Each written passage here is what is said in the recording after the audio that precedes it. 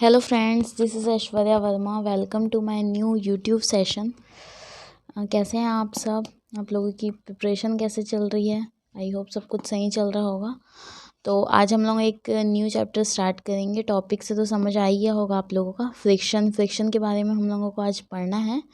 तो ये पूरा थियोरेटिकल चैप्टर है, मतलब थ्योरी बेस्ड है। इस पे ज़्यादा अपन को डेरिवेशन नहीं करना है, बस एक दो ही होंगे, बाकी पूरा थ्योरी पे बेस्ड है।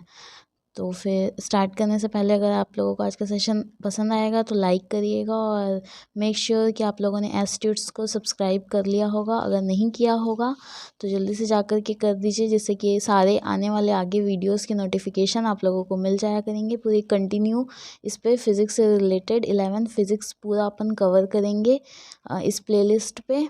तो आप लोगों को फिर उससे नोटिफिकेशन मिल जाया करेंगी। और अगर आप लोगों को कुछ भी डाउट होगा तो आप लोग कमेंट सेक्शन में बताइएगा। बस आप लोगों का सपोर्ट चाहिए, फिर भर भर के सपोर्ट कीजिए, बस प्यार चाहिए आप लोगों का। फिर आगे तो कंटिन्यू वीडियोस आते रहेंगे, बस शेयर कर दिया करो आप लोग अपने फ्रेंड्स लोगों के साथ में। ठीक है, फिर स्टार्ट करें। आज का सेशन फ्रिक्शन के ऊपर है। फ्रिक्शन समझते हैं क्या होता है। चलो स्टार्ट करते हैं।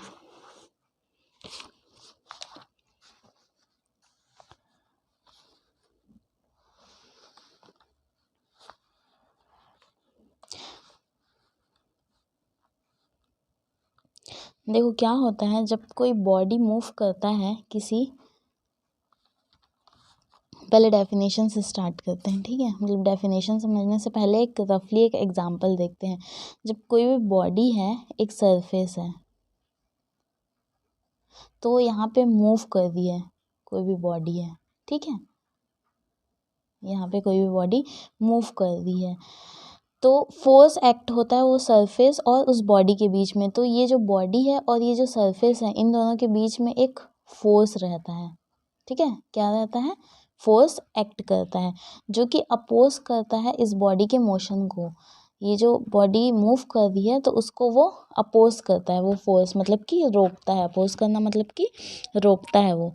तो यही जो अपोजिंग फोर्स है, इसी को ही अपन फ्रिक्शन बोलते हैं। ठीक है, ये थोड़ा फिजिक्स के टर्म में हो गया। अपन नॉर्मल बात करते हैं। फ्रिक्शन मतलब कि होता है घर्षण। हिंदी में अपन इसको बोलते हैं घर्षण।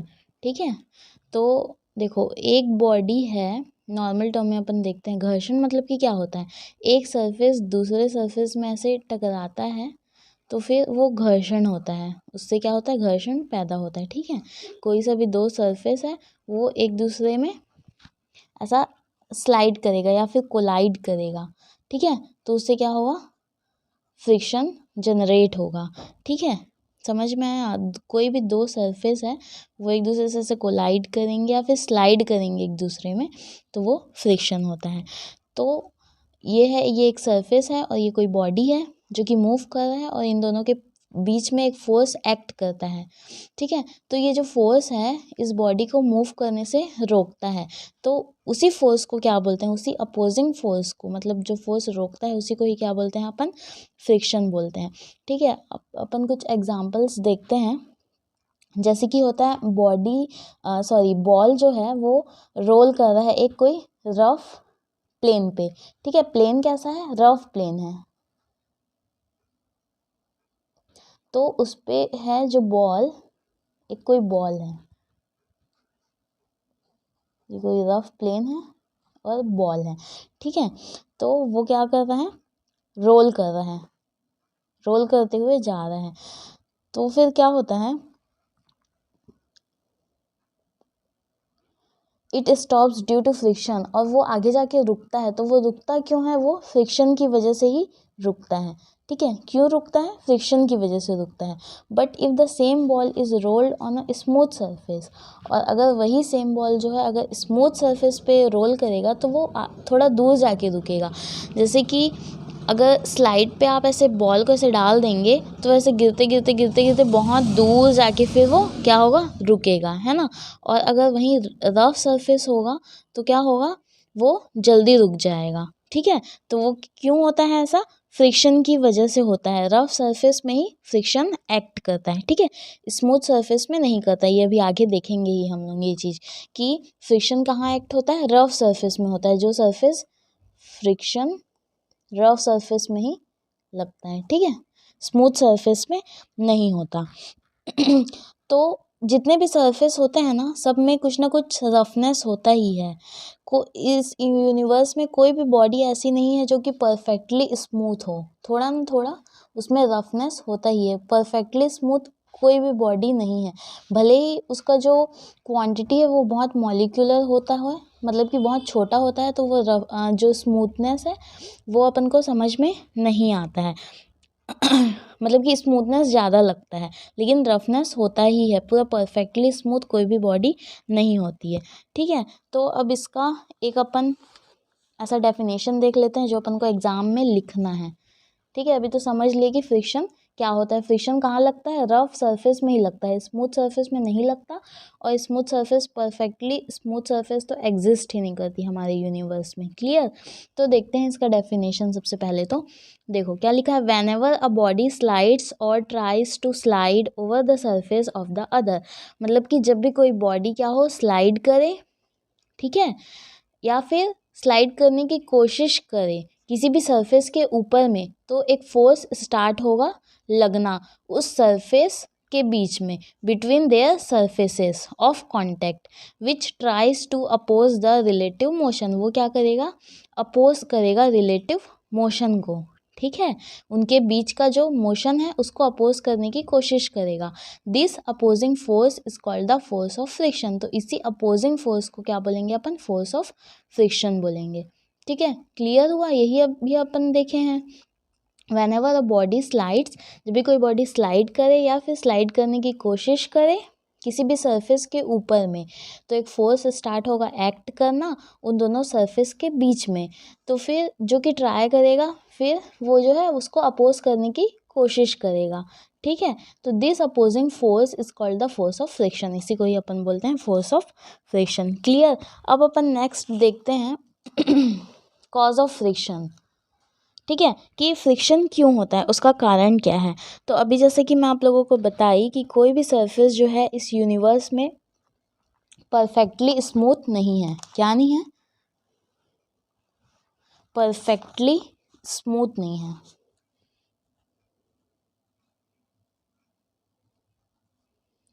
परफेक्टली स्मूथ नहीं है, ठीक है, ये नहीं है।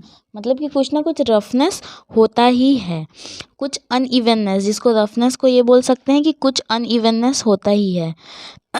कभी कभी क्या होता है, ये जो अनइवननेस है ये बहुत ही स्मॉल होता है, that it is only at a molecular level. मैं बताइए ना, मॉलिक्यूलर लेवल पे होता है ये, मतलब अपन को समझ में नहीं आता है।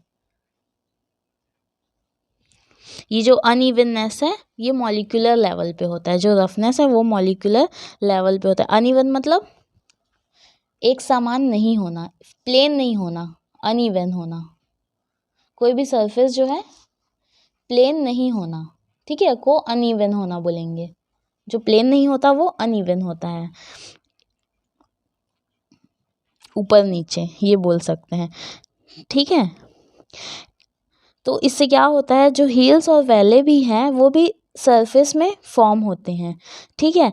When two bodies try to slide relative to each other, जब कोई दो बॉडी स्लाइड करे, ठीक है, स्लाइड एक दूसरे के ऊपर, स्लाइड तो समझते हैं ना आप लोग। कोई भी दो बॉडी क्या करे, एक दूसरे के ऊपर स्लाइड करे ड्यू टू दिस अनइवननेस। तो इस अनइवननेस की वजह से, क्योंकि अनइवननेस तो होगा ही, तो क्या होगा, there is an interlocking between the hills and valley. तो हील्स और वैले में क्या होता है, इंटरलॉकिंग होता है दो सरफेस के बीच में। This interlocking opposes the free sliding. तो यही जो इंटरलॉकिंग है यही क्या करता है, फ्री स्लाइडिंग को रोकता है एक सरफेस का दूसरे सरफेस से। इसलिए फ्री स्लाइडिंग नहीं होती हील्स और वैले में, ये तो पता ही है ना, एकदम से नहीं गिरता क्योंकि अनइवन होता है हमारा जो हील्स है, वैले हैं, ये सब कुछ, ठीक है, मतलब कि पहाड़ वगैरह इसकी बात कर रहे हैं। तो इसी अपोजिशन को क्या बोलते हैं, फ्रिक्शन बोलते हैं। Smoother the surface lesser is the friction. जितना स्मूथ होगा सरफेस, स्मूदर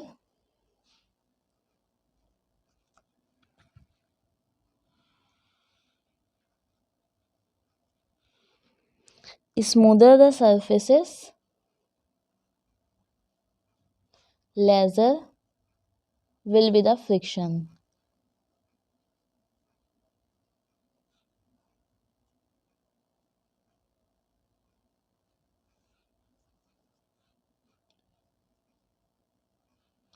जितना स्मूथ सरफेस होगा उतना ही कम फ्रिक्शन होगा, तो जो फ्रिक्शन है वो स्मूदर सरफेस के क्या है, इन्वर्सली प्रोपोर्शनल है।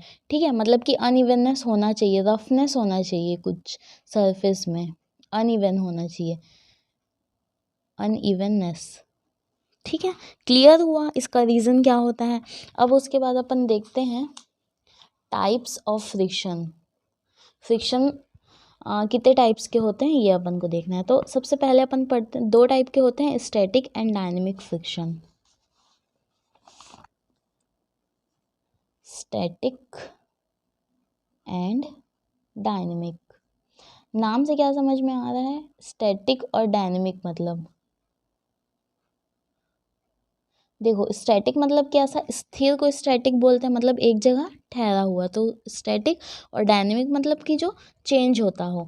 ठीक है, तो इसमें क्या है, देखो स्टैटिक में एक अपन एग्जांपल लेंगे तो उससे समझेंगे। Let a block A B placed, एक कोई ब्लॉक है, ये एक ऐसा ब्लॉक समझते हैं ना, ऐसा मतलब लकड़ी का ऐसा छोटा सा टुकड़ा, उसको ब्लॉक बोल सकते हैं। ठीक है, मतलब ऐसे इस शेप में होना चाहिए, ब्लॉक बोलते हैं ना अपन, तो वही, या फिर ऐसा प्लास्टिक का भी कोई टुकड़ा, कुछ भी। ठीक है, तो उसको ब्लॉक, तो अपन को एक ब्लॉक लेना है जिसका नेम क्या है, ए है। ठीक है, फिर उसके बाद क्या होगा उसमें, हॉरिजॉन्टल सरफेस में लेना है। बी ए क्या है, हॉरिजॉन्टल सरफेस है, इस सरफेस के अकॉर्डिंग लेना है। B is a horizontal surface, A is a block. Okay, a spring balance C is also attached to the block. अब एक क्या होगा, स्प्रिंग बैलेंस भी अटैच रहेगा, एक स्प्रिंग रहेगा यहाँ से अटैच, स्प्रिंग बैलेंस है ये, ऐसे करके,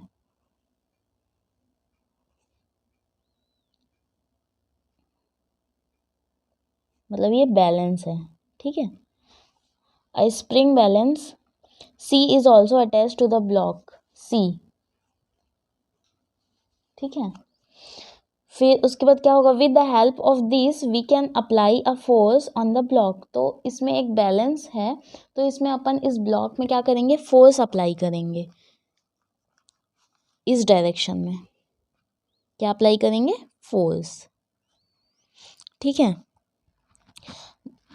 and at the same time measure its value, फिर उसी टाइम पे क्या करेंगे, अपन को इसकी वैल्यू मेजर करना है।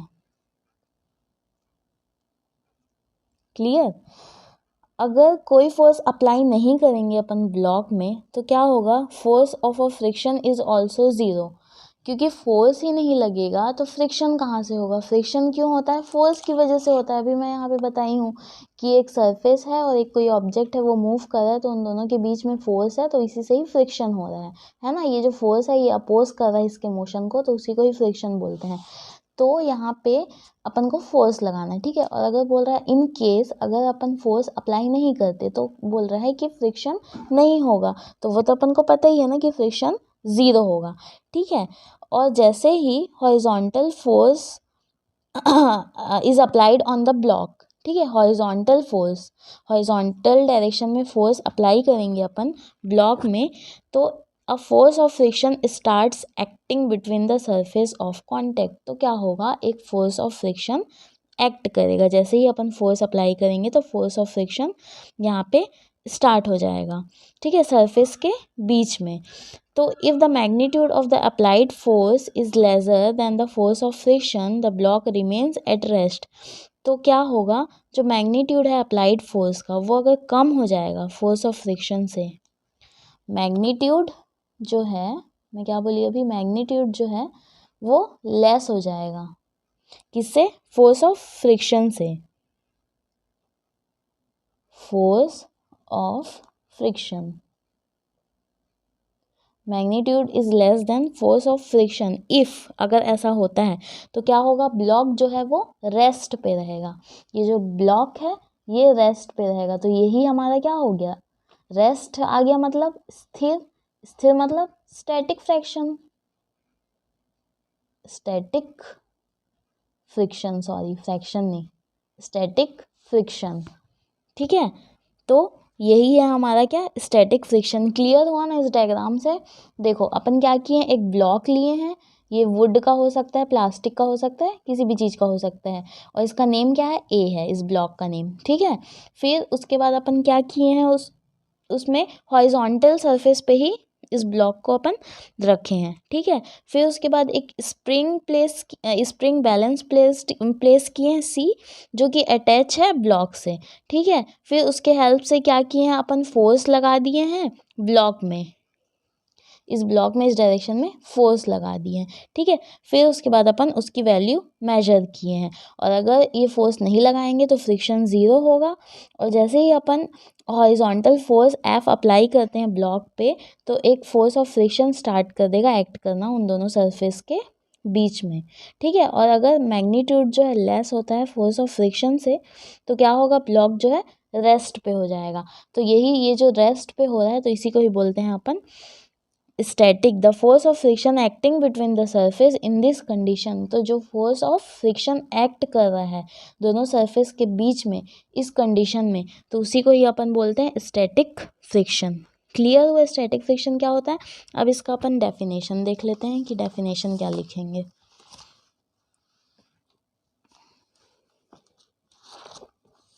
ये है हमारा डेफिनेशन। देखो डेफिनेशन पढ़ते हैं कि डेफिनेशन से क्या समझ में आ रहा है। Static friction, thus if we try to slide one body over the surface of the other body by applying an external force, क्या कर रहे हैं अपन, एक बॉडी को दूसरे बॉडी के ऊपर स्लाइड कर रहे हैं। ठीक है, तो क्या हो रहा है, और अपन एक्सटर्नल फोर्स भी अप्लाई कर रहे हैं, किए हैं अपन externally force apply, and the body remains at rest, तो वो बॉडी अगर रेस्ट पे ही रह रहा है तो फोर्स ऑफ फ्रिक्शन एक्ट करेगा between the surfaces of the two body is called the static friction. ठीक है, क्लियर हुआ। तो जो फोर्स ऑफ फ्रिक्शन एक्ट करेगा सरफेस के बीच में दो बॉडीज़ के, तो उसी को ही बोलते हैं स्टैटिक फ्रिक्शन। मतलब कि जो हमारे ब्लॉक लिए थे वो रेस्ट पे है, फोर्स अप्लाई करने पे भी, तो अपन इसको बोलते हैं स्टैटिक फ्रिक्शन। अब ये क्लियर हो गया होगा आई होप। ठीक है, उसके बाद अपन आगे देखते हैं, ये आप लोग लिखोगे या फिर स्क्रीनशॉट लोगे, देख लो। ये नोट्स के लिए आप लोगों के लिए बहुत सही होगा कि पहले आप लोगों को डेफिनेशन तो डेफिनेटली आता ही है फ्रिक्शन का, क्योंकि ये पूरा थ्योरी पोर्शन है। ठीक है, इस चैप्टर में पूरा थ्योरी ज़्यादा है आप लोगों का, डेरिवेशन एक दो ही है, वो भी बहुत छोटा है। ठीक है, तो थ्योरी तो इससे आएगा ही। तो फ्रिक्शन का डेफिनेशन पूछता है, फिर कभी कभी कॉस पूछता है, बट रेयरली, बट आप लोग के नॉलेज के लिए सही है जानना कि कॉस क्या है फ्रिक्शन का, और टाइप्स भी पूछता है, टाइप्स ऑफ फ्रिक्शन क्या होता है। तो ये स्टैटिक फ्रिक्शन का डेफिनेशन आप लोगों के सामने है। ठीक है, फिर उसके बाद आगे देखते हैं। It may be noted that if an application of the external force the block remains at rest, क्या हुआ, एक्सटर्नल फोर्स लगने के बावजूद जो ब्लॉक है वो रेस्ट पे रह रहा है ना। The magnitude of the force of friction is equal to that of the applied force, और जो मैग्नीट्यूड है फोर्स ऑफ फ्रिक्शन का वो अप्लाइड फोर्स के इक्वल है, बट वो अपोजिट डायरेक्शन में लग रहा है। ठीक है, तो अपन क्या करते हैं, अब एक्सटर्नल फोर्स इंक्रीज कर देते हैं और बढ़ा देते हैं, तो फ्रिक्शनल फोर्स भी इंक्रीज होगा, है ना। ये जो अपन एक्सटर्नली फोर्स लगाए, ये वाला फोर्स, इसको इंक्रीज करेंगे तो हमारा क्या होगा, फ्रिक्शनल फोर्स भी इंक्रीज होगा सेम अमाउंट में। और अगर जैसे जैसे अपन बढ़ाते जाएं इस एक्सटर्नल फोर्स को, ठीक है, तो एक स्टेज आएगा जो ब्लॉक ए है वो क्या करेगा, मूव करना स्टार्ट कर देगा, मतलब उस पर इतना फोर्स अप्लाई हो जाएगा कि वो क्या होगा, मूव करना स्टार्ट कर देगा धीरे धीरे, है ना। तो the condition when the block is just about to commence its motion, तो वो कंडीशन जहाँ पे ब्लॉक क्या हुआ है, जस्ट स्टार्ट हुआ है अपना मोशन करना, ठीक है, तो उसको क्या बोलेंगे अपन, लिमिटिंग इक्विलिब्रियम बोलेंगे। और उसी स्टेट में, लिमिटिंग इक्विलिब्रियम के स्टेट पे, the frictional force acting between the surface is called the limiting friction. अब एक न्यू टर्म आप लोगों के सामने आ रहा है, लिमिटिंग फ्रिक्शन। लिमिटिंग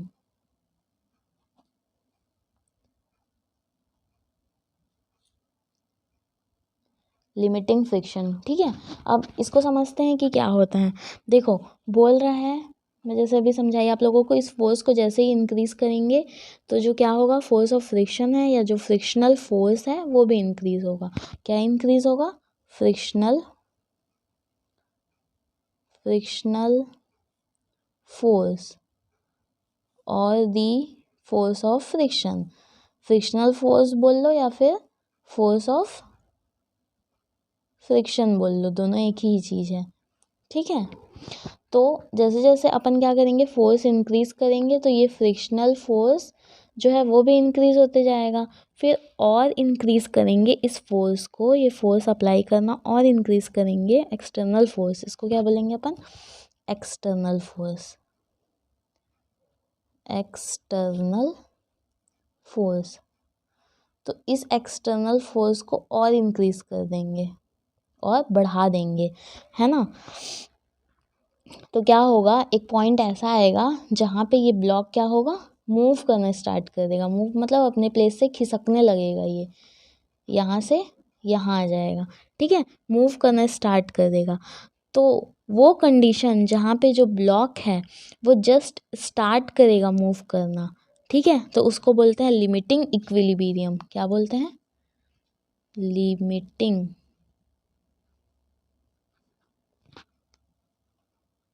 इक्विलिब्रियम, उसको बोलते हैं लिमिटिंग इक्विलिब्रियम। और उस स्टेट पे, लिमिटिंग इक्विलिब्रियम के स्टेट पे जो फ्रिक्शनल फोर्स एक्ट करेगा बिटवीन द सरफेस, ये जो फ्रिक्शनल फोर्स एक्ट करेगा सरफेस के बीच में, तो उसको क्या बोलते हैं, लिमिटिंग फ्रिक्शन बोलेंगे, ठीक है, क्लियर। अब इसका डेफिनेशन देखते हैं। इसका मैं लिखी नहीं हूँ, बुक से ही लिख लो आप लोग। जूम कर देती हूँ मैं।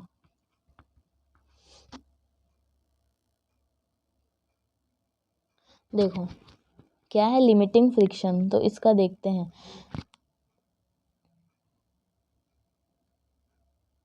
Thus when we try to slide one body over the other, जब हम स्लाइड करेंगे एक बॉडी को दूसरे बॉडी के ऊपर एक्सटर्नल फोर्स अप्लाई करके, तो फर्स्ट बॉडी क्या करेगा, just about to commence its motion. Commence मतलब कि जस्ट स्टार्ट होगा, ठीक है, मोशन करना। तो the state is called the state of limiting equilibrium, तो इस स्टेट को बोलेंगे limiting equilibrium. And the force of friction between the two surface, और जो फोर्स ऑफ फ्रिक्शन एक्ट होगा दो सरफेस के बीच में in the state of limiting equilibrium is called the limiting friction, तो उसको क्या बोलेंगे, लिमिटिंग फ्रिक्शन बोलेंगे। The value of limiting friction is always maximum, और जो लिमिटिंग फ्रिक्शन की वैल्यू होती है वो हमेशा ज़्यादा होती है, ऐसा बोल रहा है यहाँ पे, ठीक है, क्लियर यहाँ तक। अब उसके बाद आगे देखते हैं, in the state of limiting friction if the external force is given a slight increase. अब लिमिटिंग फ्रिक्शन के भी केस में फिर और इंक्रीज कर देंगे अपन फ्रिक्शन को, स्लाइड, ठीक है, एकदम स्लाइटली। तो ब्लॉक ए क्या हो जाएगा, स्लाइडिंग स्टार्ट हो जाएगा। अभी तक क्या हो रहा था, ये अपने प्लेस से खिसका हुआ था ना, सिर्फ थोड़ा सा दूर आया था, अब वो स्लाइड करना स्टार्ट कर देगा, ठीक है। Over the horizontal surface B, इस बी सरफेस के ऊपर क्या होगा, ये स्लाइड करना स्टार्ट हो जाएगा।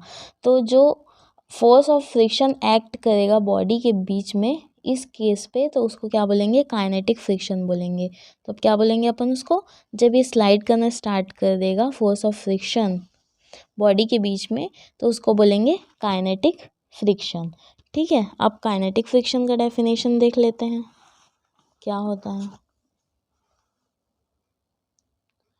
ये एक आप लोगों का ग्राफ है, जो कि है फ्रिक्शनल फोर्स और एक्सटर्नल फोर्स के बीच में, दोनों में एक्सटर्नल फोर्स जो अप्लाई करेंगे और जो फ्रिक्शनल फोर्स दोनों सरफेस के बीच में एक्ट होता है, तो ये स्टैटिक फ्रिक्शन जो अपन पढ़े, ये इसका ऐसे जाएगा ये, फिर बीच में आ जाएगा लिमिटिंग फ्रिक्शन, फिर उसके बाद लास्ट में आएगा काइनेटिक फ्रिक्शन।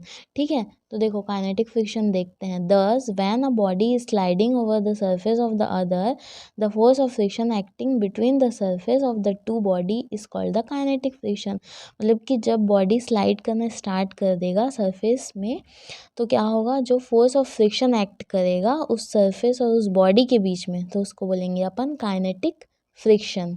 क्लियर हुआ यहाँ तक? काइनेटिक फ्रिक्शन क्या है? सबसे पहले अपन देखे स्टैटिक फ्रिक्शन, फिर अपन देखे लिमिटिंग फ्रिक्शन, फिर उसके बाद अपन देखे हैं काइनेटिक फ्रिक्शन। ठीक है, स्टैटिक फ्रिक्शन, लिमिटिंग फ्रिक्शन, फिर काइनेटिक फ्रिक्शन, तीनों का ही डेफिनेशन इम्पॉर्टेंट है, आप लोग लिख लीजिएगा। ठीक है, फिर उसके बाद है जो मैग्नीट्यूड है काइनेटिक फ्रिक्शन का, वो हमेशा स्मॉलर होगा लिमिटिंग फ्रिक्शन के मैग्नीट्यूड से। ठीक है, as soon as the motion of a block A commences the force of friction is reduced। जैसे जैसे क्या होगा, जो ब्लॉक A है वो स्टॉप हो जाएगा, तो फोर्स ऑफ फ्रिक्शन भी कम हो जाएगा। ठीक है, variation of the force of friction with the applied force.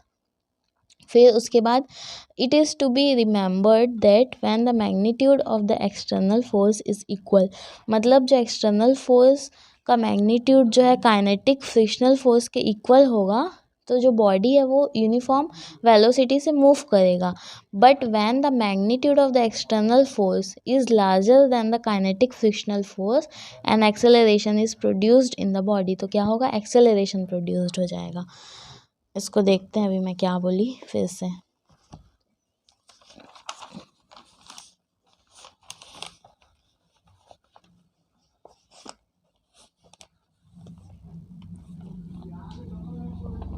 देखो magnitude of the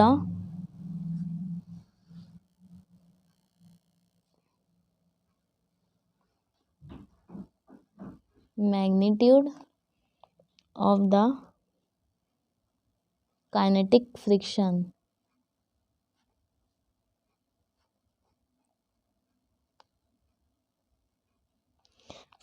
is always smaller than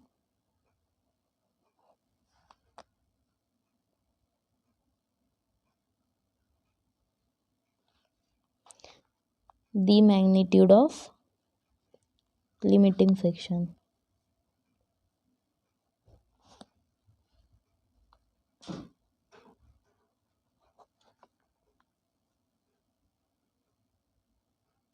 ठीक है, जो मैग्नीट्यूड है ऑफ काइनेटिक फ्रिक्शन का वो क्या होता है, always smaller than the magnitude of limiting friction. Kinetic friction है ये, काइनेटिक एनर्जी लिख रही थी।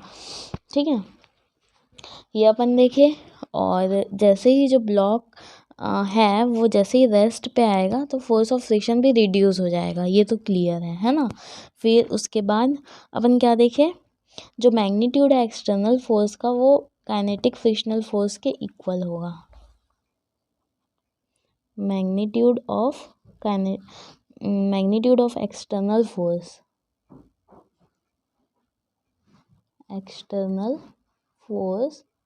is equal to magnitude of kinetic frictional force।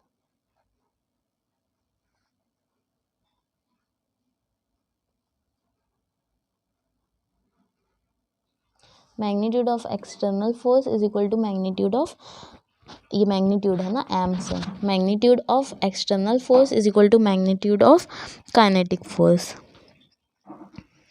ये काइनेटिक फ्रिक्शनल फोर्स। ठीक है, उसके बाद अपन क्या देखें, जब बॉडी यूनिफॉर्म वेलोसिटी से मूव करता है तो जो मैग्नीट्यूड है एक्सटर्नल फोर्स का वो लार्जर हो जाता है काइनेटिक फ्रिक्शनल फोर्स से। ठीक है, तो एक एक्सेलरेशन प्रोड्यूस्ड हो जाता है। क्लियर? और जब क्या होता है, एक्सटर्नल फोर्स का मैग्नीट्यूड इक्वल होता है magnitude of kinetic frictional force से, तो यूनिफॉर्म वेलोसिटी से मूव करता है। ये जब होता है ना तो यहाँ पे क्या होता है, यूनिफॉर्म वेलोसिटी से मूव करता है। अब यूनिफॉर्म वेलोसिटी क्या होता है ये अपन पहले लेक्चर में देख लिए हैं, ठीक है।